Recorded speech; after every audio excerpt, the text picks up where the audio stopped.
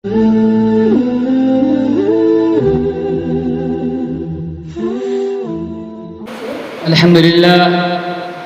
لله رب العالمين والصلاة والسلام على رسوله الكريم أما بعد فقد قال الله تبارك وتعالى في القرآن المجيد والفرقان الحميد فأعوذ بالله من الشيطان الرجيم بسم الله الرحمن الرحيم ذلك الكتاب لا ريب فيه هدى للمتقين وقال النبي صلى الله عليه وسلم خيركم من تعلم القرآن وعلمه أو كما قال عليه الصلاة والسلام جسے سن کر بہار آئے جہان دین و ایمان میں جسے سن کر بہار آئے جہان دین و ایمان میں سنانی ہے مجھے دنیا کو پھر وہ داستاں فانی الہی رونق اسلام کے سامان پیدا کر الہی رونق اسلام کے سامان پیدا کر دلوں میں مومنوں کے الفت قرآن پیدا کر صدر محترم اسٹیج پر رونق افروز بزرگان دین اور حاضرین انجمن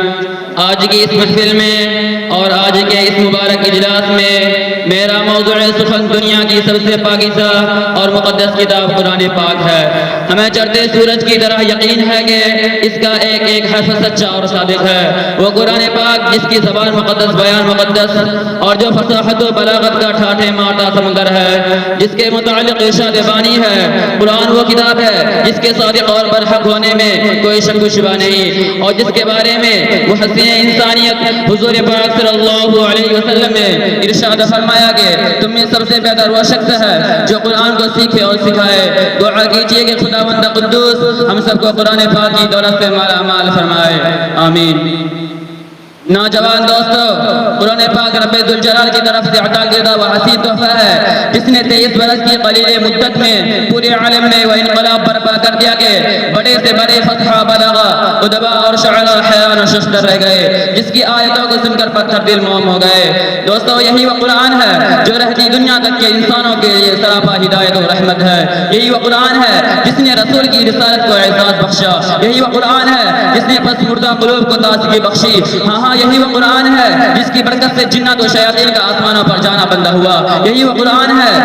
جس کی برکت سے عزت و رفعت کے شامیانہ گڑ گئے یہی وہ قرآن ہے جس کی بدولت محبوب حقیقی کی رضا نصیب ہوتی ہے یہی وہ قرآن ہے جو سچائی اور ایمانت داری کا درس دیتا ہے یہی وہ قرآن ہے جس کی بدولت عمر فاروق رضی اللہ عنہ کے ایمان نصیب ہوا یہی وہ قرآن ہے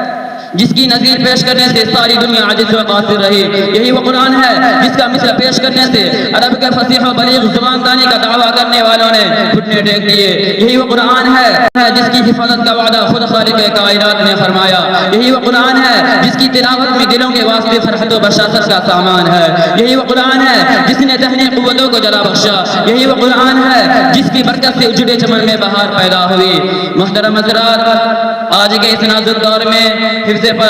کلام پاک کو فضول سمجھا جاتا ہے اس کے الفاظ رٹنے کو حماقت بتلایا جاتا ہے کہا جاتا ہے کہ اس کا رٹنا اور بھی سمجھے پڑھنا بے سود ہے افسوس افسوس اس قرآن پاک کے بارے میں ہمارا یہ خیال ہے کہ جس کے بارے میں شہنشاہ بطح تاجدار مدینہ سرور کائنات جناب عربی حضرت محمد رسول اللہ صلی اللہ علیہ وسلم نے ارشاد فرمایا کہ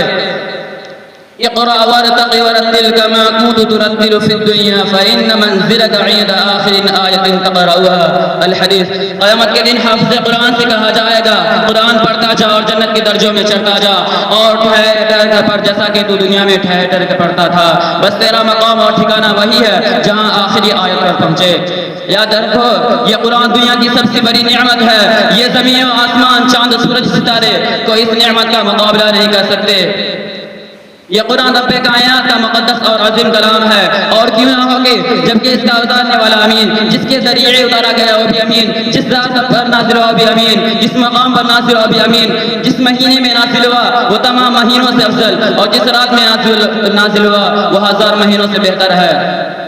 اللہ کا کلام تمام کلاموں سے افضل اور برتر ہے حدیث پاک میں آتا ہے فضل کلام اللہ علی سائر الکلام کفضل اللہ علی خلقہ اللہ کے کلام کو سب